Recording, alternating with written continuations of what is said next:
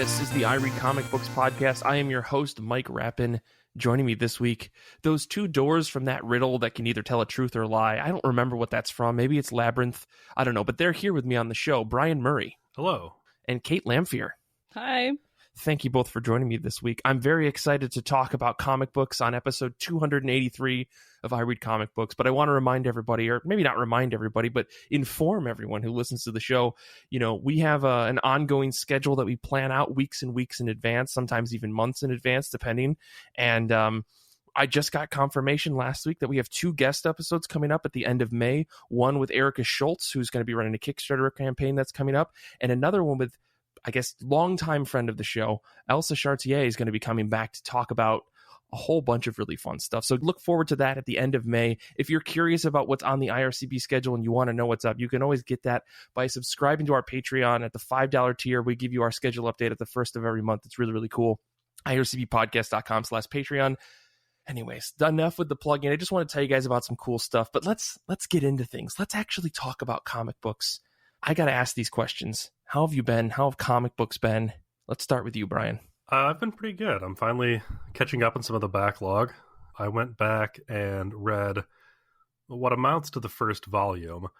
So it's the 4th volume of the total Life is Strange series, but it's the first volume of the 2nd arc, if that makes any sense. No, but continue. Yeah, comics, folks. Don't you love it?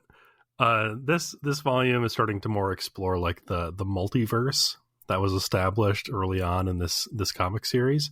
Okay. So basically the way it works is our hero, Max Caulfield, jumped from her original universe into another one where she thought that things would be better, and it's just weird. It's like she feels like she doesn't fit there, so she's trying to get back home, but she doesn't really know how. So it's all about her trying to like find out how to do that exactly. Okay. She's also following a pirate-themed punk band up the East Coast.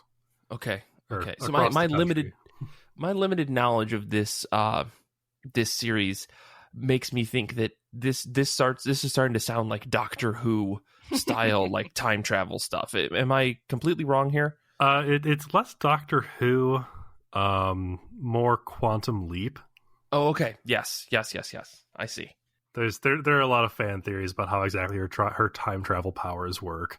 Whether or not she's just like jumping into the mind of a Max Caulfield from a different dimension. Whenever she does that, it's curious. Interesting. It's time travel, so yeah. I was gonna say, like, it's time travel. So what are we trying to justify here? But okay. I mean, it's mind-blowing to me that the series has continued going, because I feel like when it comes to video game tie-in comic books, there's usually like one and done, or if they are long, like long running, it's because the series is also long running. Like the thing that comes to my mind is like Dragon Age or the Mass Effect comics, you know, and the franchise just wants to keep going to their publishing stuff in the background. Whereas I mean, like the Life is Strange series is like, is it done? I feel like there's only a few games in that series. Yeah, I would call it just complicated. It's okay. There are several games, but they're not really connected. And they're kind of like loosely inhabiting the same universe. But okay, so it's like Kingdom Hearts. How dare you? Okay, well, all right. Before I poke any more fun at Life is Strange, Kait, how are you? How have comic books been? I am good now. I had my second dose on 2 days ago, so yesterday I was just asleep. Nice. But today is much better. I read Artemis Fowl, the graphic novel. This is the second adaptation of the book by Eowyn Colfer. This adaptation was written by Michael Morici, and the art was by Stephen Gilpin. There's another graphic adaptation of this book, and that one's by Andrew Donkin, Giovanni Regano, and Paolo Lamanna. And I loved that one. I read that one a year ago, and I had really high hopes for this one. And it's impossible for me not to compare them. Of course. That previous adaptation felt like it was based off the book by Eowyn Colfer, while this one feels like it's based off the recent movie adaptation of the book, if you can follow that.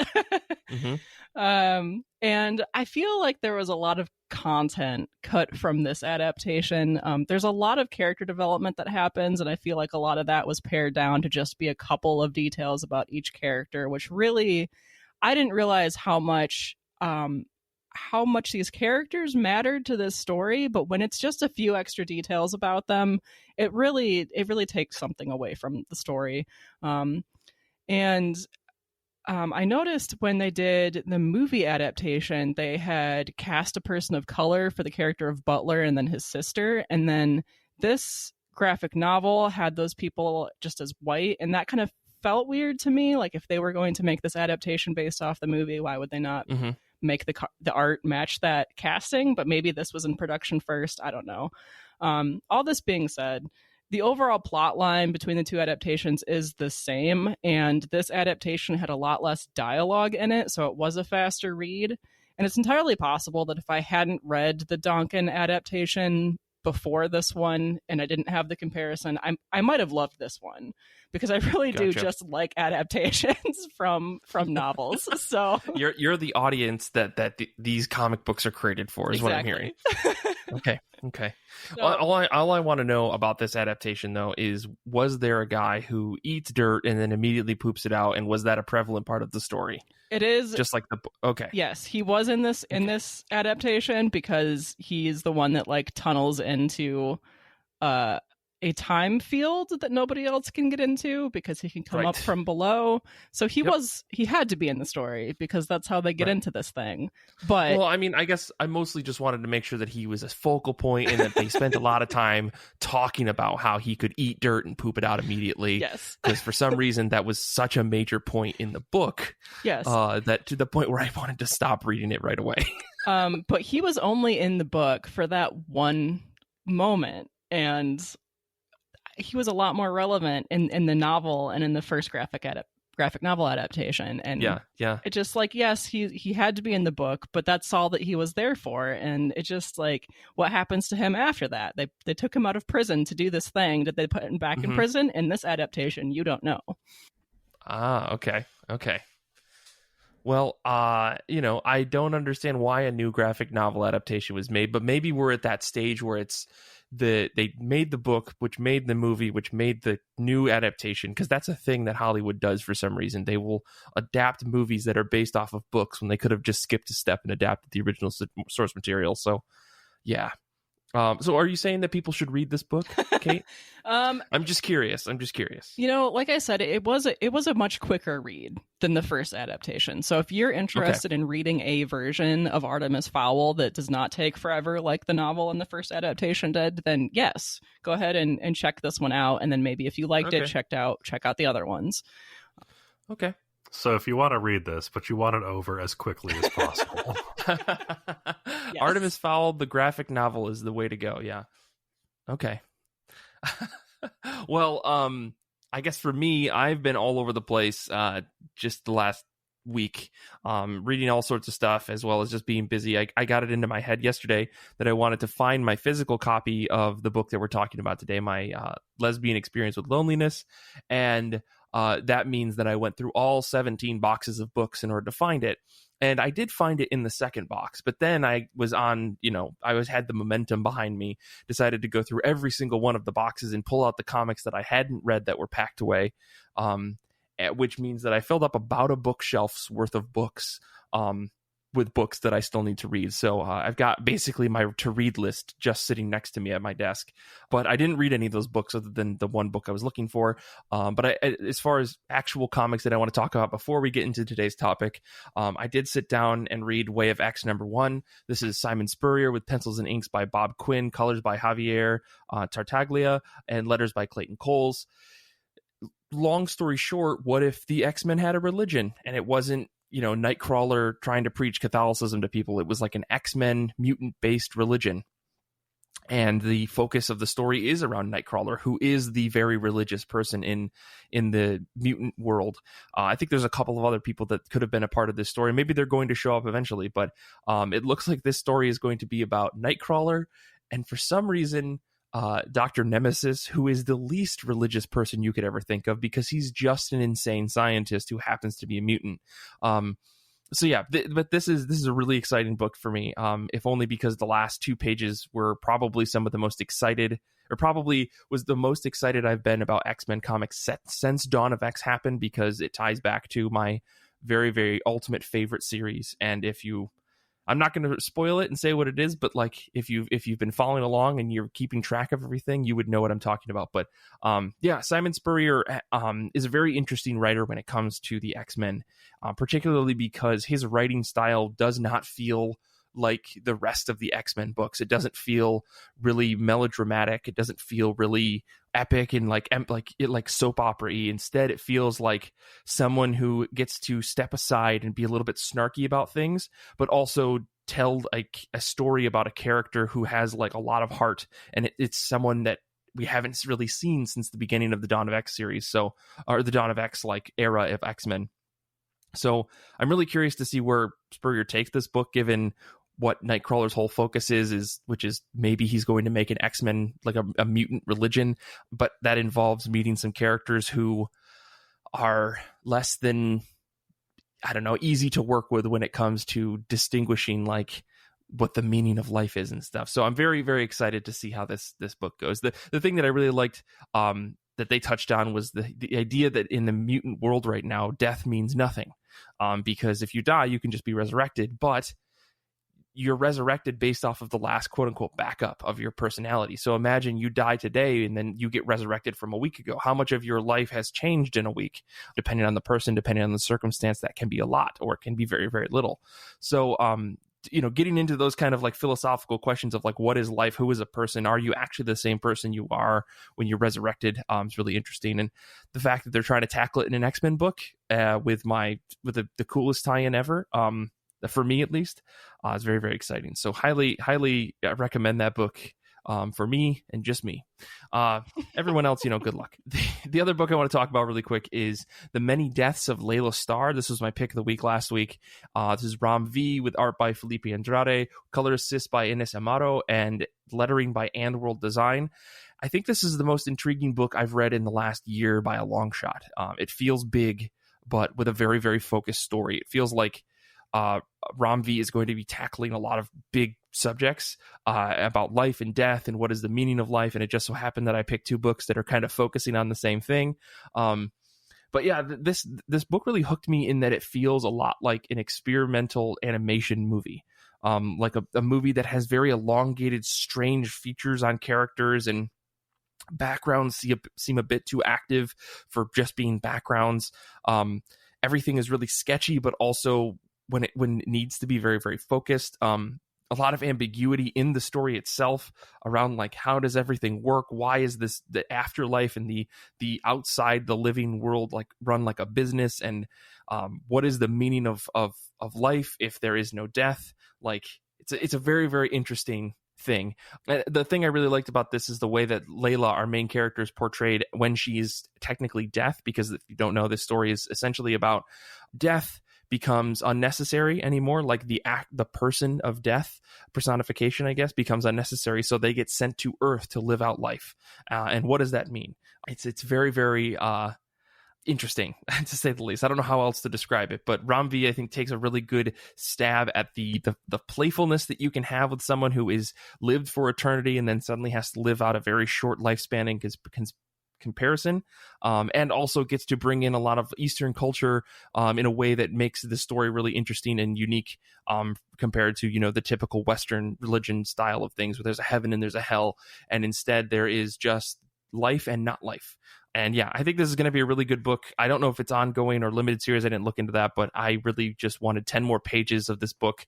But the ending was so perfect, I think I would have been spoiled, and it would have been ruined if there was more to it than that. So yeah, I really love this. The pacing of the book was amazing. Every little bit and joke was really fun, and I just want more of this book. Can't wait to read more. Anyways, let's I feel like I could go on and on about both of those books, and I'm really trying not to just rant for 10 minutes here. So let's move on. Let's talk about comic books that are coming out very, very soon. This upcoming week, April 28th, comic books will be dropping. What are you both excited for this week? I'm going to start with Kait. I'm excited for a book called Sirens of the Norse Sea. The writers are Francois Ruskik and Gihef, I think it's pronounced. The illustrators are Marco Dominic and Philippe Bronis. And this is a battle between Vikings and Sirens, and they're fighting over the sea. And there's a mature audiences warning on the description for this, so it might just be violent battle. But I do really appreciate that these like classics stories get adapted into the comics medium, and this feels like one of those classic stories, like an Odyssey or an Iliad kind of story. And volumes 1 and 2 are already up on Hoopla, so I think that this is just a collected version of those 2 volumes, but that means that I can go ahead and just read part of this already. Okay. So I'm glad that I noticed this in the releases for this week. And I just wanted to give a quick shout out to this manga that I found. It's called I'm the Cat's Lord's Manservant, Volume 1, and it's by Rat Kitaguni, and it's about a second-year high schooler that loses his parents and gets saddled with their debt.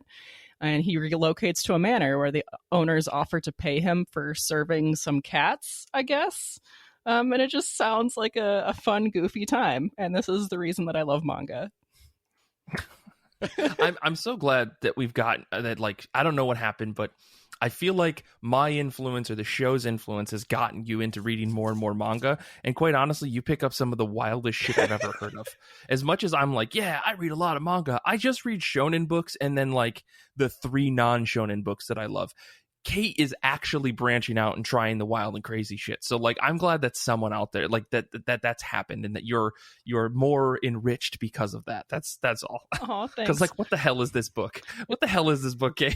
It's definitely Renee and you, and then everybody on the Discord kind of jumping on it on manga as well. So I mostly just pick up the volume 1s of manga that I find at the library, but then once in a while I'll notice something on a list like this that I just have to read it. What about you, Brian? What are you excited for this week? For this week, I'm looking forward to the Modern Frankenstein #1, which I believe is coming out from like Heavy Metal or somebody like that. Okay. This is written by Paul Cornell, art by Emma Viacelli, who actually also works on the Life is Strange comic. Colors by Pippa Boland and letters by Simon Boland. Basically, the premise of this book is this young woman is a medical student, and she is into this surgeon, James Frankenstein. Nothing sinister about that, I'm sure. No. And so it looks like it's going to be sort of a modern adaptation of the classic Frankenstein story, but with this sort of romance intrigue angle to it. Gotcha. Frankenstein was one of those books that we were assigned in high school and I loved and everybody else hated. So I've always felt borderline defensive of it because, you know, it's the seminal work of science fiction. But I love this idea of what could a Frankenstein-like figure do with access to modern technology. Because, you know, we saw what Victor Frankenstein could do in a castle with a lightning bolt. You know, what about a guy who has access to the power grid? Oh, boy. Like actual power instead of just having to hope on electric or lightning and stuff. Yeah. Okay. And I read a novel. Dean Koontz did like a Frankenstein thing back in the day that my mom bought me at some point. So that was interesting. That was a whole lot of like cloning and stuff like that. So I'm wondering if that will come up at all in this comic as well. Yeah, I don't know. I think it's gonna be interesting. I mean, lots of opportunity for crazy science things. I mean, if they go the route of like nanotechnology, Brian, you got to close the book. I'm just going to say that. If they start to go into like nanobots are bringing the body back to life, I expect you to burn the comic. That's all I'm saying. I make no promises. Okay. Well, for me this week, I guess before I get into it, I want to remind folks that it is 2021. We're doing that wild, crazy thing. If you shout out the show on Instagram, Twitter, whatever, tag us. We could give you $20 towards a comic gift card to Comixology, Midtown Comics, maybe even your local comic shop if they do that. So make sure to do that. Just spread the show. Get the word out there about I Read Comic Books. We'd really appreciate that.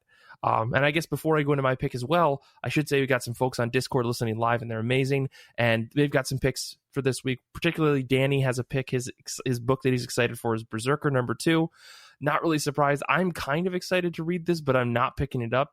I think I can get it on Hoopla, so I'm just going to do that. I really don't feel like giving Matt Kint money right now because motherfucker made some NFTs, and I'm not about that. I'm just not about that life. So whatever. I'm going to check this out at some point. But yeah, Danny, that's Danny's pick.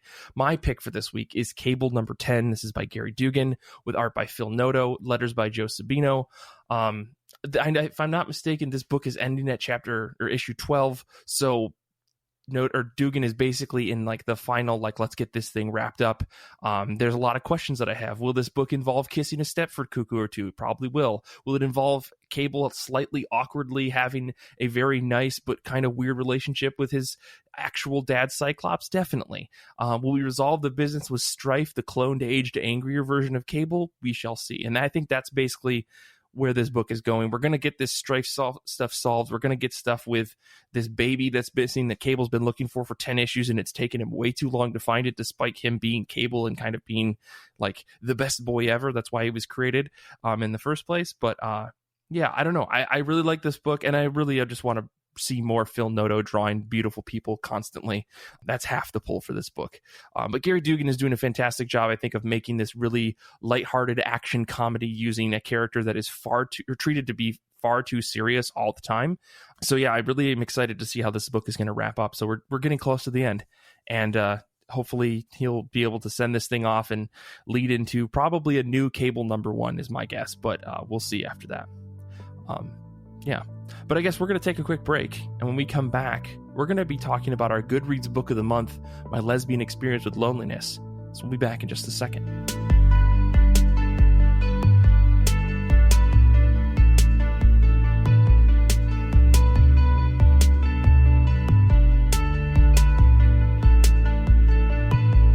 This week on I Read Comic Books, we are talking about our Goodreads book of the month for April. The theme for that month, for this past month, I guess, was memoir. So the book must be a memoir. That was pretty much the description we gave everyone. We had some pretty solid nominations, but despite all of the votes and everything, we came down to a book that I think I've nominated 3 times for various months, and that is My Lesbian Experience with Loneliness by Nagata Kabi. You may also see this author listed as Kabi Nagata, which I think in the break we discussed and said that's the westernized way of saying this author's name. So we're going to probably try to refer to her as Nagata, but it may be all over the place. Just giving you folks a heads up. One other thing I do want to say is that our Goodreads group is actually at 787 members. So I'm curious to know if we can hit 1,000 members before episode 300. That's all I'm saying. If you're not a Goodreads member, you should get over there, join it, be a part of the book club, join the Goodreads reading challenge. It's a pretty solid place to be on the internet as far as I'm concerned. But yeah, 1,000 members to our Goodreads before August, September, whenever we're going to do episode 300. I think it's possible, and I think that you can help. So go there, ircbpodcast.com/Goodreads. Enough with the plugging again. Every segment of this show is going to have a plug of some kind. I'm apologizing for that now. But Brian, Kait, let's talk about this book. Let's talk about My Lesbian Experience with Loneliness. I don't know why I keep flipping with that name. What did you guys think of this book? Kait, Brian, whoever wants to start. You guys have read this. This is the first time for you guys reading this, right? I'd read it once before. Oh, okay. Or at least I'm fairly certain that I've read it once before, because I don't remember where I would have gotten it from, but it was definitely all familiar. Okay. Well, what were your thoughts on your maybe second time reading through? I mean, I found it all very relatable. Like, despite the title being My Lesbian Experience with Loneliness, there's a lot more about sort of a general anxiety and depression and social ostracization that the author talks about. So I think that while it seems like it's going to be sort of laser focused and not really relatable to people who are not lonely lesbians, I think that it definitely appeals to a much wider audience. Yeah. I definitely agree with that. I think the original title, I can't remember exactly what it translated from. I think it was like, I was so desperate that I called a lesbian escort service or something like that. And then the translated version for, the Western market is My Lesbian Experience with Loneliness, which I think is a solid title. But like the focus of the book really seems to be, that Nagata just struggling with depression and anxiety and, coping with the ups and downs of just her depression in general, which she, attributes to a ton of different things that I found to be super fascinating, super interesting, and like insightful to read, to like understand the mind of someone who is going through these depressive swings, where they're extremely productive and they're, doing things and they feel really good about themselves. And then one thing kind of sets them off, or a series of things kind of sets them off, and they start to trip and fall down this valley of depression that then, they feel like is insurmountable, they can never get past, and one thing kind of leads to another, and they maybe can push themselves and get out of that, whether that's like an imbalance just in their head, or if it's something that is like an actual conscious thing. It seems to be a mix of both for her. And I without her going into the details about it, this is me kind of just implying or inferring some stuff that maybe I don't know the direct answers to, but nonetheless, like that's the kind of way that I took it. I thought it's really, really interesting to see someone be so raw and open about their life in this way. And hopefully, like for some readers like me, like give that insight to that type of feeling when, others may not understand why people fall into these depressive states and how they are trying to cope with it, even though it seems impossible to them. So, yeah. Anyway, I read this book a couple of times, so I have a lot of like already pre-analyzed thoughts about it. So, Kait, I'm curious to hear what your take is on it. Yeah, I feel like I only related to small pieces of this book, like the realization that you have to do things for yourself instead of other people. Like in this case, it was, I think her mother was a big focus for her. And so I enjoyed it. I really liked the art style, and I liked that. I mean, I tend to like memoirs in general. People putting themselves out there is something that I really admire. But I didn't relate to most of this book, but yeah. Gotcha. Honestly, I'm happy for you. I related to way too much of this book. Yeah. I did want to talk quite a bit about the art, though. I mean, I think that I know that Nagata is a manga artist. That I think that she mentions that she was trained. She went to school to be a manga artist, or at least that she took some classes. But I think that the manga style really worked for this book. I mean, she talks about how she has trouble communicating with people. And so I imagine that like in real life, she wouldn't be very expressive. That's just kind of my assumption. But with the manga style, everything is kind of over the top. Like the expressions are very exaggerated. And I think that worked really well to show the reader what she was feeling. Yeah, the style, it's not quite like a chibi or anything like that, but it is much more like round and cartoony than you might get from like a shonen manga or something. Yeah, lots of more like rounded everything compared to shonen, which is very angular and like action packed. I think like even when she was showing things that were a bit more exciting, it was mostly done like the excitement was shown just through like like action lines and like people's expressions and things like that, versus it's like shonen manga, it's very much just like in your face. You'll get a fist that's flying through a panel or something. Not that there's any combat or anything like that in this book, but it's just like two very, very, very different ways of drawing like manga. Yeah. I mean, even in Western comics, if the comparison between memoir style books and your typical superhero style book, the drastic difference is typically like a 2D-ness of the memoir style versus the 3D-ness and action of a superhero book. So that's true. Yeah. But this one, like what I was focused on was like when she felt embarrassed, her face would have the lines that go down it, and her eyes are like, I don't know, drawn downwards almost.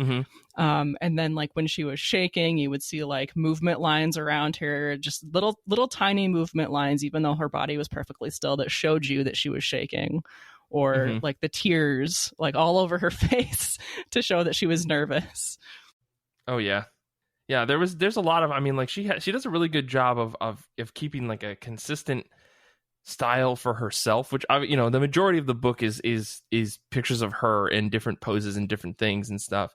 And there's like this cuteness to it that doesn't feel like over the top, where I think she even says at some point when she was like drawing the manga, because of course she's telling the story about the story that she created because of the thing that happened, right? And she goes into a point saying like, oh, I need to make myself look a little bit cuter. And so like all of the stuff, it's like you said, it's not necessarily chibi, but it is kind of cutesy, except for moments where like very real life things are happening, like when she goes to the escort, or when she goes to or the love hotel with the escort, or she's walking through the street, or she's dealing with her parents or something. She looks more like a person and less like a cartoon.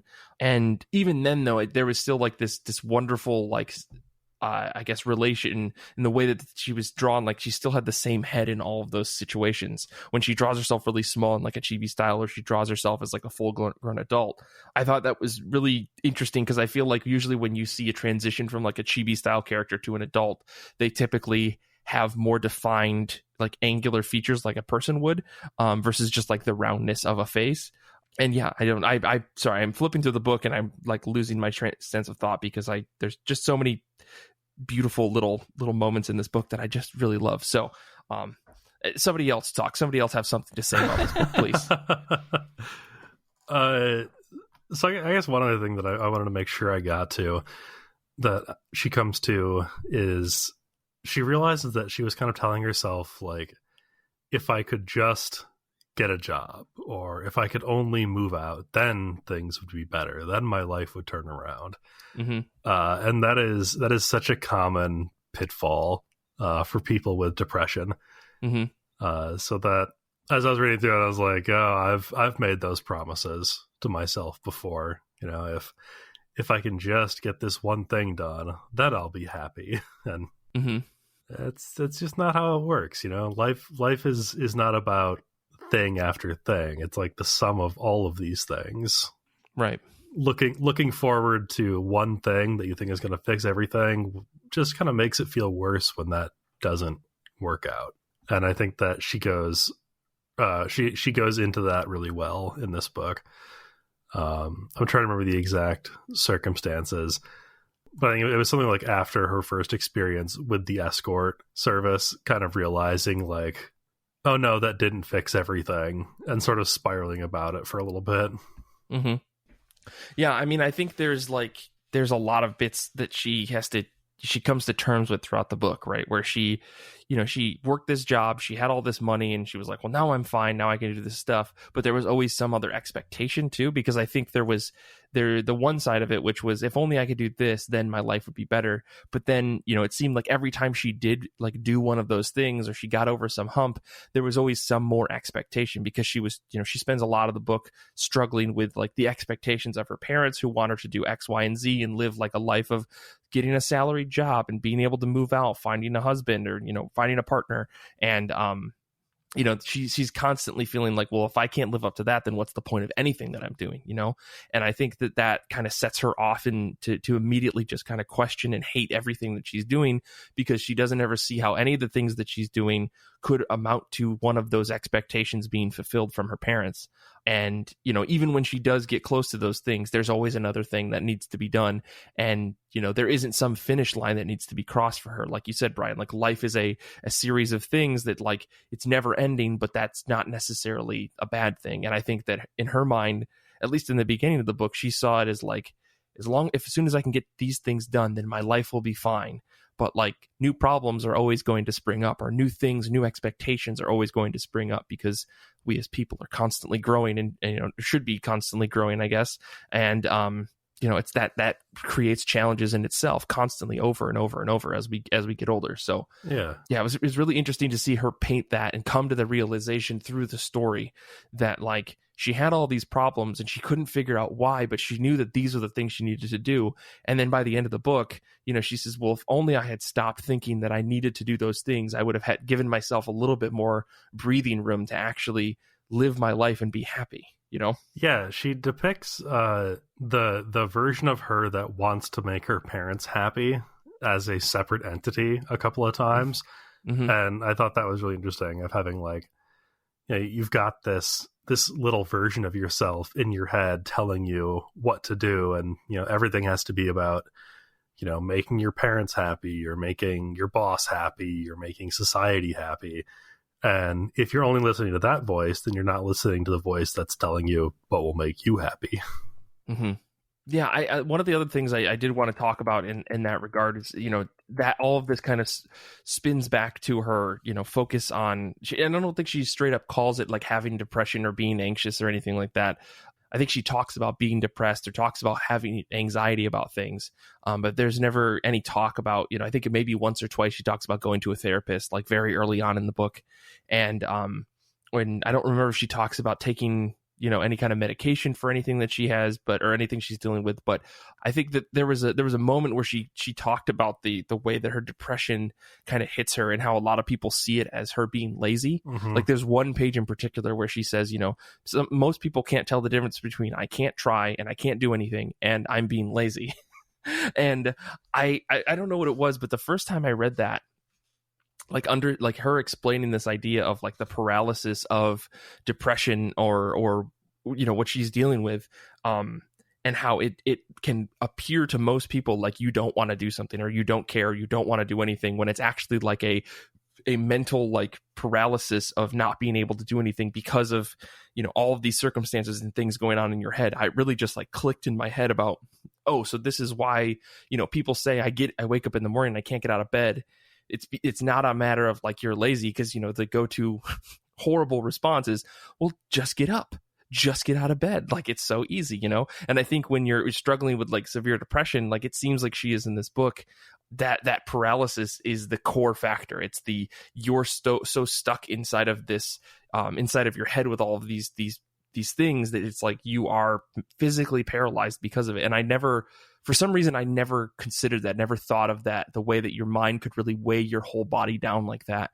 And to see her portrayed in this book really like clicked in my head, which gave me like a super appreciation for this book. Like, because I think as you read through the entire story from beginning to end, I feel like the way that she depicts a lot of things really helps clear up, I think, for some people, like myself included, like the confusion behind why folks who have severe depression or severe anxiety can and cannot do things, and how they swing between the ability to do things and not being able to do things because of the circumstances that they live in, and how some things can set them off and set them down these mental paths and chains that just put them in positions where they're back to square one, where they can't do anything, and how little bits of drive and just small moments where you have enough energy to do things can actually get you back on track. It's very hard to come by those times. And I think that the moral of the story at the end of this is that she tried to grasp on and find something that she could consistently do that could hopefully bring her up out of these valleys of depression, like I said before, where she could be a little bit more energetic, and she could have a little bit more drive, and she could find something that she could latch onto that made her feel good consistently. And I think like the thing to come out of that is, you know, just understanding that for a lot of people, that's not a problem. A lot of people can find many things that make them feel good.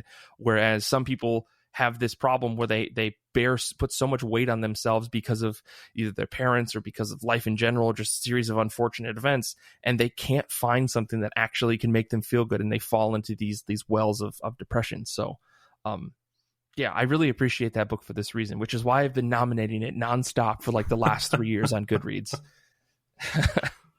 I did want to talk about how she mentions certain things in the book, but she really doesn't go into them. Like, she really does just focus on how she feels and how things are impacting her in the moment. Mm-hmm. For example, she talks about her mother and how she feels like she has to constantly make the people in her life happy, or at least not disappointed. Mm-hmm.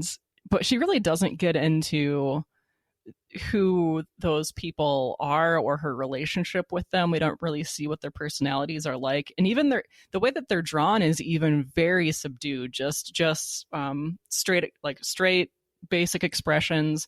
Like, even when she does meet with the sex worker, she draws a sex worker in a lot more of a happier a happier way, like she's a person, as opposed to the way that she draws her parents. They're just faces in this book, basically.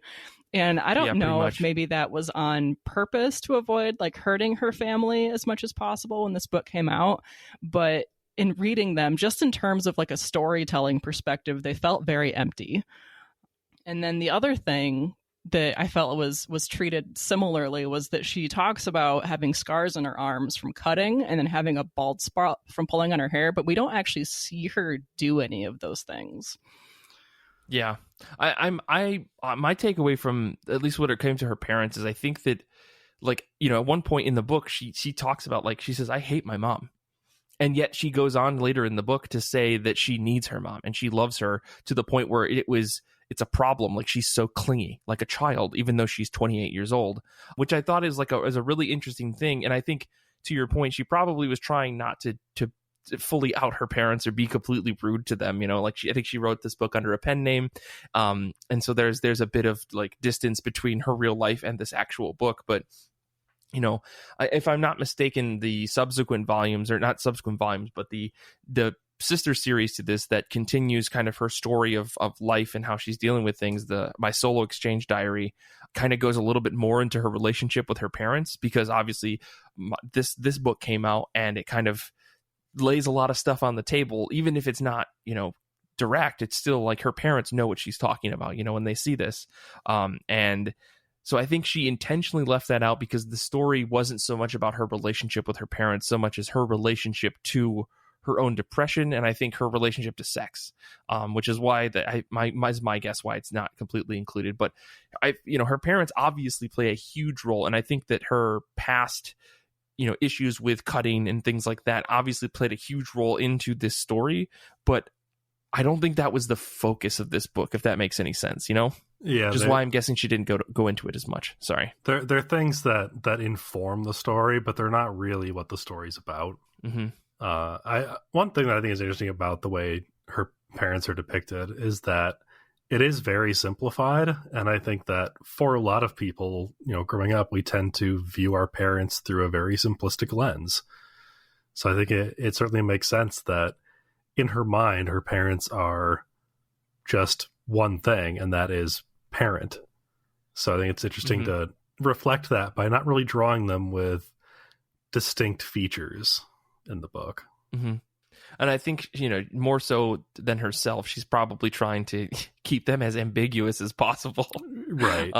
You know, like if your mother has like, or a father has like a distinct mark on their face or like a mole or something like that, you're not going to want to draw that because God forbid someone, you know, the crazy anime or manga readers out there be like, let's look for an old lady that's got a mole on her right cheek, you know, like that would be a bit too much. So, especially when you're not being exactly complimentary towards them. Yeah. Yeah. But yeah, I think to your point, Kait, like it does seem like the bald spot and her having, you know, these scars on her arms and legs and stuff was something that was probably going on during the time of the story. Because I think that's what you were getting at there, right? Yeah, but I think that, again, like they're like super relevant to the story. But again, I think that like if she had spent a bunch of time talking about, well, here's how I pulled out my hair, it's kind of like getting away from like what I think the central focus is. Yeah. Even if that part is really, really important to what was going on with her, because, you know, it all bled back into this problem of her not having confidence in thinking, oh, do they even, you know, will escorts even go out with someone who looks like me? You know, just adds to her like lack of confidence in herself. Yeah. I mean, I'm sure there are plenty of stories where we can get into the nitty gritty of that. And I'm not sure if the Solo Exchange Diary book goes into it at all too, because that book is kind of all over the place, is like a flashback and talking about her as a teenager as well as in the present day and how she's dealing with her life now. So maybe there's more of that there if you want more background. Did you guys read through the whole book, so you read like the bonus story and stuff. What did you guys think of like kind of the focal crux of this book, which is her going out and eventually seeing an escort, and then later in the bonus story at the end of the volume that I read, she went and saw another escort. Like those scenes are super crucial to the story because she spends a lot of the book building up the confidence to even go do it, and then when she goes and finally does it, it seems like it was very awkward, and I couldn't tell if she had like a negative experience or a positive experience. And even though she went a second time, I don't know like was she actually getting something out of it? That was kind of like my question, and not like in a sexual way, but like a in a way that was alleviating some of the worry and stress that she had about sex in general, being someone who was 28 years old, hadn't had sex, hadn't kissed anybody, all of that. I don't know, what were your guys' thoughts on that? So I think that it doesn't solve any of her problems, but I think that in reflecting on the experiences, it does help her to more thoroughly wrap her head around like what's going on in her head. Mm-hmm. So I think it's an example of her again setting all these expectations for herself, and then if the experience does not meet those expectations, she thinks she must be doing something wrong. And then, as soon as you have that thought, it's super easy to just spiral downward on it. Mm-hmm. Kait, I don't know if you had any thoughts on that. I am mostly curious, like, where her life goes after the close of the book, which is maybe something that we do see in Solar Exchange Diary, like Volume 2. Mm-hmm. Maybe. I haven't read the rest of her work, so I don't know. So it does make me curious as to like how going to an escort again reflects the changes that she's made in her personal life elsewhere, Mm-hmm. Mm-hmm. which obviously we haven't seen yet, but it does make me want to read more of her stuff. So yeah, I mean, as far as I know, I think there's maybe 2 or 3 or 4. I haven't kept up on the Solo Exchange Diary books, but they are pretty good, I will say. Like the first volume especially is the one that I read. It's very good. I have the second one sitting on my shelf, but yeah, I did want to bring up one other thing though. One of the Goodreads folks had a comment that I thought was interesting, from Adam. He said, to call a book brave feels over the top in most instances, but there is a level of bravery in putting your most embarrassing and personal details in a book that unequivocally addresses your mental health and struggles. To say, I don't care what others say and how my family feels is a pretty big step and victory for anyone, but Nagata spends so many years utterly frozen in place and time over her parents' approval that this is a momentous victory. And I totally agree with what Adam says here. I think that just the publishing of this book, like, as the story goes on, she's talking about how she put this comic on the internet and how people reacted really positively to it. And I think that her eventually come to the realization that she wants to tell stories about manga. She wants to, and she can only tell stories about her life, kind of leads this really interesting, like, how much is there for her to tell? And also, like, it kind of begs the question of, like, is she doing things just for the sake of the story, which she even admits in the book, if anything, I can write a story and, a manga story about this. But I feel like, yeah, there's definitely things that she starts to unearth as the story goes on that is like, I don't think I could tell a story about my family like this. Like, I don't think I could admit, like, some of the stuff that she did, like, where she felt almost sexual arousal, talking to her, being close to her mother and stuff like that, which is it's a whole thing, right? I think it's wild to see it, but just to have someone do something like this is incredibly brave, like Adam said. And I hope that, like, it did give her some positive reinforcement. And I think that, seeing that there are subsequent stories beyond this, I think is telling. Yeah, and I think she mentioned something in the book. The line is, I have to write it down before my brain dresses it up as something else, or dresses it up into something else. And so I think that, like, writing down your thoughts, even if you don't publish them anywhere, is still going to help, because it allows you to contextualize these thoughts instead of just sort of letting them fly around your head like bats. You can actually pin them down, and when you come back to them later, they'll still be the same, instead of the way, your thoughts and memories tend to shift over time. Yeah, definitely. I mean, and that was something that I wish that I could take that advice myself. And maybe I should, after my, like, 3rd or 4th read of this book, I should actually, like, think, writing things down will actually help me process things a little bit better. Because I think everybody could take that advice, at least to a certain extent. Oh, the one other thing I did want to touch on is, I think my favorite moment in the whole book is when she's going for the job interviews and she's talking to the people and they're like, well, what do you actually want to do? And she says, well, I just want to draw manga. And she's, she talks about how she felt so bad about wasting people's time. Like, she went to this interview for a job, but then she ended up talking about something else. But then there's the guy who came out of the, like, wherever she was interviewing, and he's like, good luck doing manga. And he, like, fist pumped her.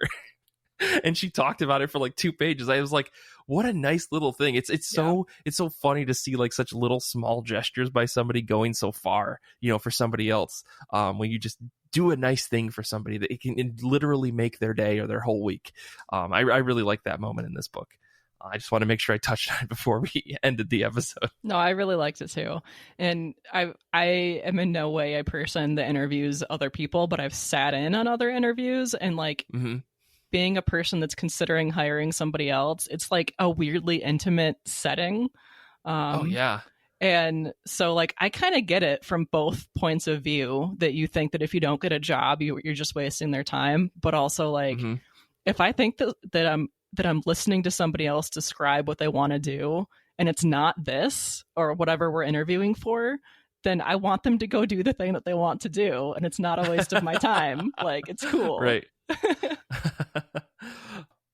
Well, I don't know. I really like this book. I nominated a bunch and I'm glad that we were able to read it. So I guess, do you guys have any final thoughts on this book? Anything we haven't touched on that you want to get through before we wrap up here? No, I mean, there was one point when Nagata is talking about her depression and trying to use anger at herself as a motivating force. I'm not a therapist. I'm not a mental health professional. I would say probably don't try to do that. It feels like you're using your own self-loathing to better yourself. But all you're really doing is teaching yourself to be mean to yourself because that's the only way you get stuff done. I mean, I feel like in some ways, caution there. Yeah, and in some ways it may even like reinforce those negative things that, because as soon as you say that about yourself in your head, and somebody else happens to say something even remotely close, you go, well, then it's fucking true, isn't it? So yeah, don't do that. I agree with Brian there. Okay, not professionals. We're not giving you medical advice or anything, but yeah, just don't talk bad about yourself, Yeah. Well, cool. I guess, yeah, I know, Kait, you said you're probably going to try to maybe read this. I hope, everybody who reads this enjoyed it. And if you didn't, let us know. Make your reviews on Goodreads heard, but, or positively, I don't know. But I guess that's kind of it. I don't know, Kait, if you had any last thoughts as well, I'll give you a chance to speak as well. No, I feel like I said everything that all of my thoughts on this book I have said. Okay. Well, cool. Well, thanks guys for joining us, for joining me on this episode. I'm really excited that we got to read this book because it's one of my faves. But remember, you can always follow us on Twitter. You can follow Kait at Kait Elfier. You can follow Brian at Brianhead, and you can follow me at Mike Rappin, an IRCB podcast on Twitter and Instagram, where we try to post pretty regularly, just because, and retweet a lot of things that we think deserve attention. This post first aired on Patreon and is possible because of our wonderful patrons. You can join there today for exclusive series like the IRCB Movie Club, Saga of Saga, Giant Days of Our Lives, and so much more. You can do that over at patreon.com/IRCB podcast. If you haven't already, please rate and review our show 5 stars on Apple Podcasts, Stitcher, or wherever you listen to podcasts. It really does help us spread the word about IRCB. Join our Discord community to chat comics and more, and listen to our episodes live as we record at ircbpodcast.com/discord, and it would help us a lot if you tell your friends or your local comic shop about the show. Infinity Shred is the best band in the universe. They do all of our music. Xander is a very cool guy who edits the show and, just a fun person to talk to. I want to say thanks to Brian and Kait for being on this episode. Thanks to Danny and Matt and Aaron and the handful of other people that were in the Discord listening live. We appreciate you, and we appreciate everyone out there who listens to the show in general. You guys are amazing. So until next time, comics are good, and so are you.